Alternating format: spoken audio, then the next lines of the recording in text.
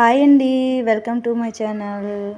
మేమైతే ఈరోజు మండే, పిల్లలకి ఇంకా హాలిడేస్ అయితే అయిపోతున్నాయి కాబట్టి పిల్లల్ని బీచ్కి ఎర్లీ మార్నింగ్ తీసుకెళ్దాం, సూర్యుడు వచ్చింది చూస్తారనుకుంటే వర్షాన్ని చూశారు పిల్లలు.